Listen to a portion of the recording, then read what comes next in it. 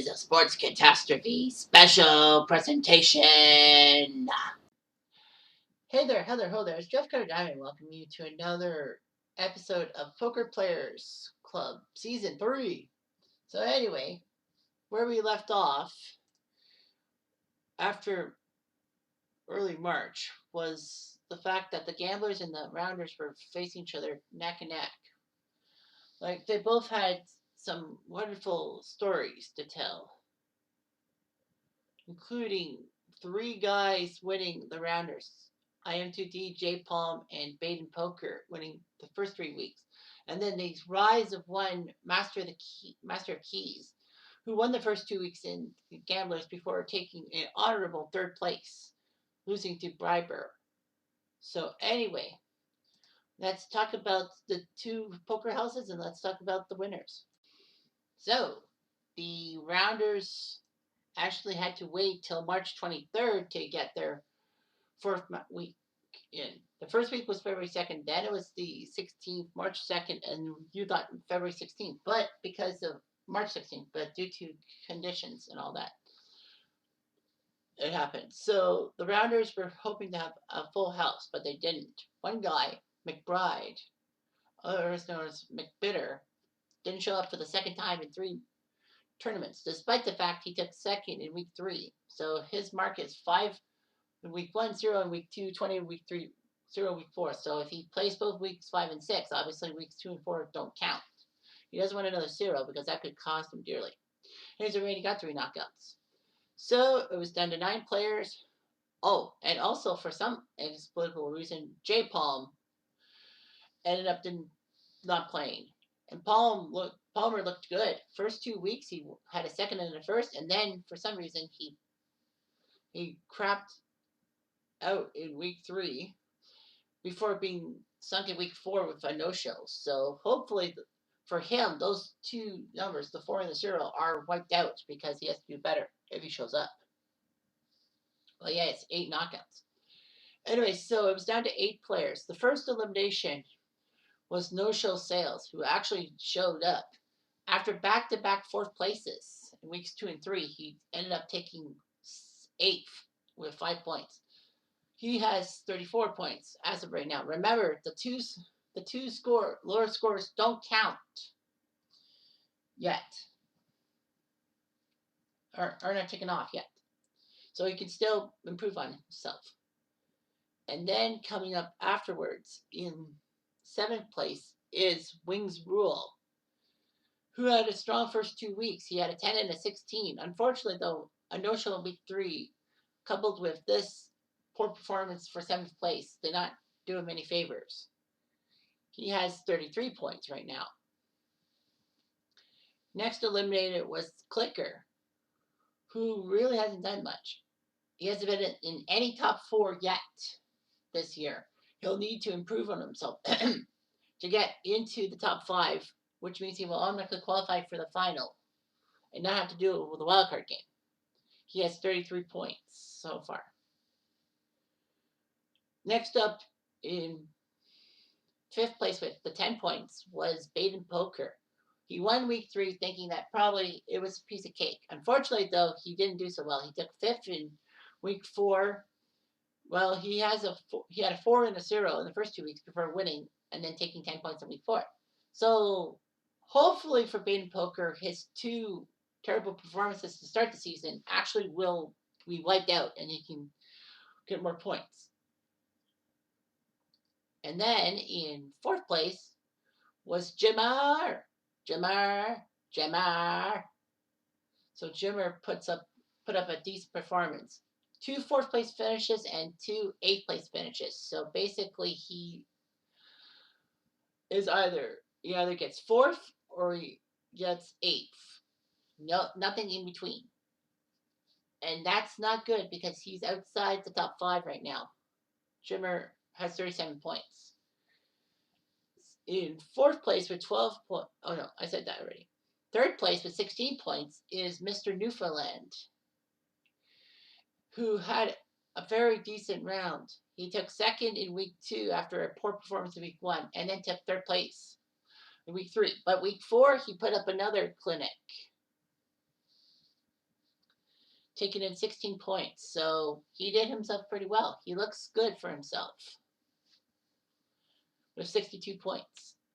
It was down to Craftworks and IM2D. Craftworks, heading into this tournament, has had a third, a seventh, and a sixth. Well, 2D won week one, and then with a sixth and a fifth. Who do you think won? The underdog? Nope. Craftworks took second place with 20 points. The weird thing about Craftworks is he doesn't have an elimination, yet he's doing quite well. I mean, the results speak for themselves from Craftworks. So he put up a 20, a 16, a 6, and an 8.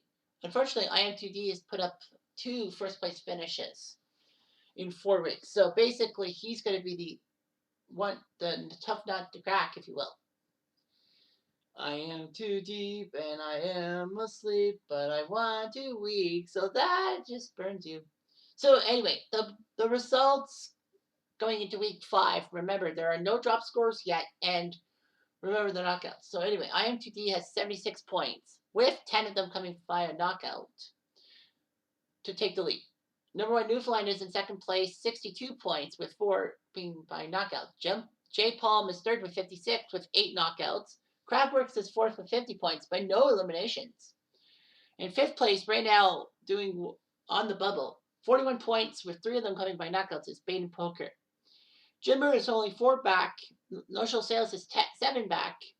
Wings Rule is 8 back. Clicker's 8 back. And McBitter's 13 back of the bubble. So this might be interesting. This might be an interesting end for rounders, but you never know what could happen. All right, so you got one group down, and now the gamblers, the group of death, if you will. Unlike the 2022 World Cup, this is a group of death. There is no true group of death in FIFA, which was weird. World Cup, usually you get a group of death. I mean, I guess with Canada in Group F, when they have to deal with Belgium, Croatia, and Morocco, you can kind of say that's the closest. The funny thing is that Belgium and Morocco also were in the 1986 World Cup, alongside Canada, when Canada only made their only appearance so far. Of course, this year and then 2026, they're one of the co-hosts, so that's why they're in. Anywho, so the gamblers came by, and a couple of people did not play. DCS, oh man, DCS and John Hawkins did not play. For Hawkins, this is his third no-show, and one of those no-shows will count in his point total. So he might be playing kind of a scheme, trying to sneak attack. I think we all should take note. Anyway, so DCS somehow did not make it. I mean, I know he's got 2 kids in hockey, but whatever. So it was down to 8 people. So you're thinking to yourself, well, this is a good chance. Would Master Keys put up another performance? We don't know. So anyway, the first elimination in 8th place, shockingly, was Briber, who actually had a few good weeks. Week 2, he took second, and week 3, he won. But for some reason, he was out on the second freaking hand. He thought he had a good hand, but he got eliminated. So Briber only got 5 points.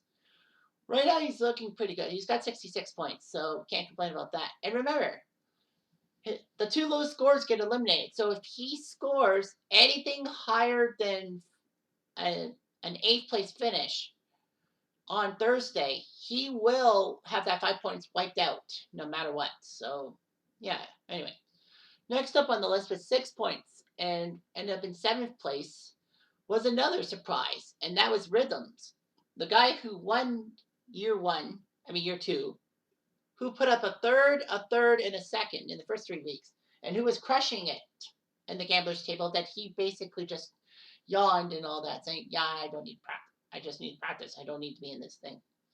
Anyway, Rhythms decided to try his best, but he fumbled miserably. I believe this is is this the week that we had that hour 50-minute battle royale that no one wanted to be eliminated? I'm gonna have to check. No, it's not.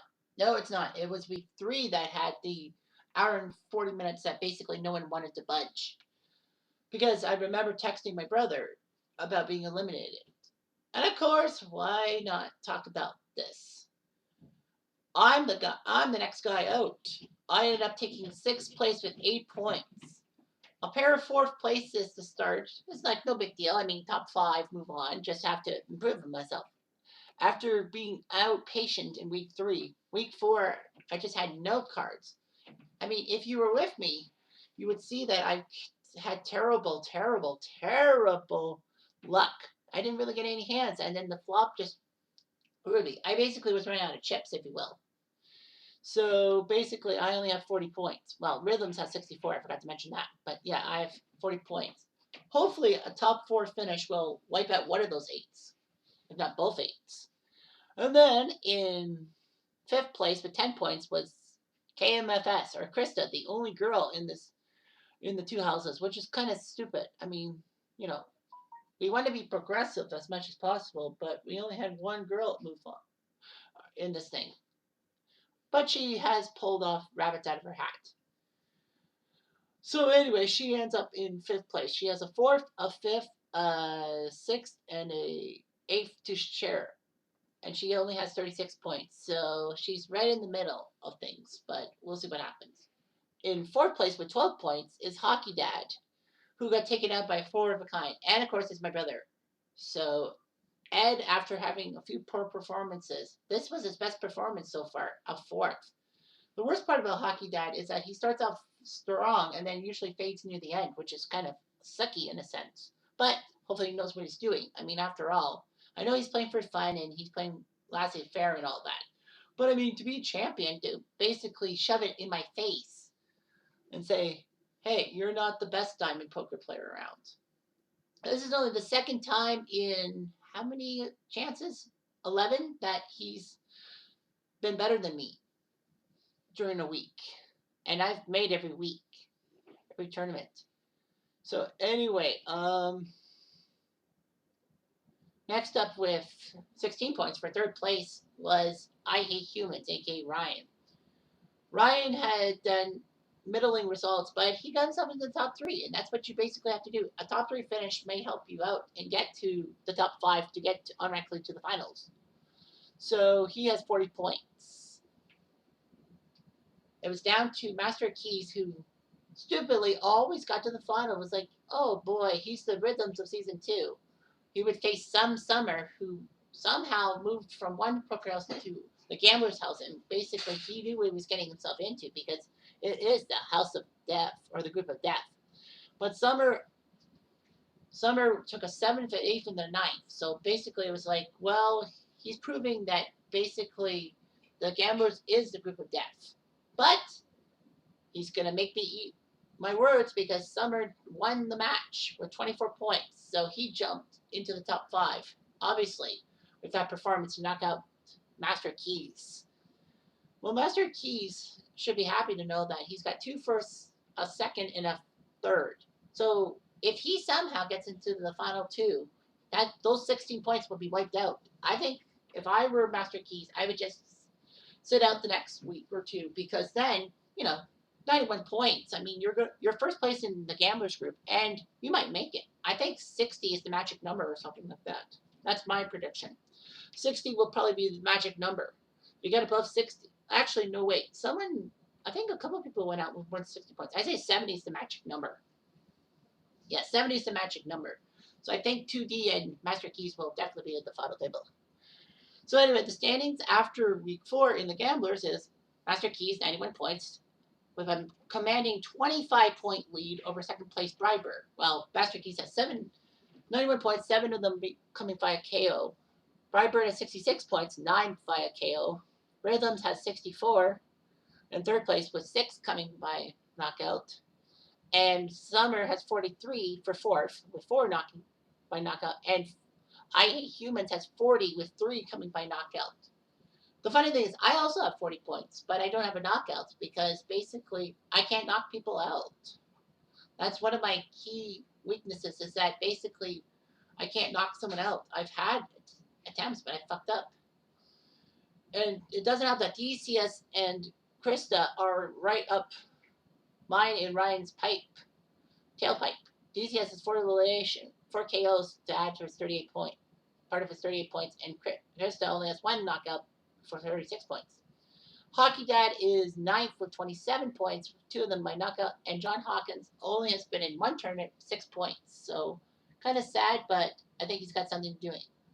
I just think it's a poker strategy that he's going to basically sit out and then surprise us in the wild card game in the final. I hope that's not the case, and that's kind of convoluted because it's going to inspire a lot of people to say, "Oh, I'm going to sit out because I know I can make it through the wild card and win the championship." That's not what happened to Rhythms. He won the group and he won the finals. So, like, that's just me. It's just my opinion. Take it as it is. Anyway, I'm Jeff Diamond.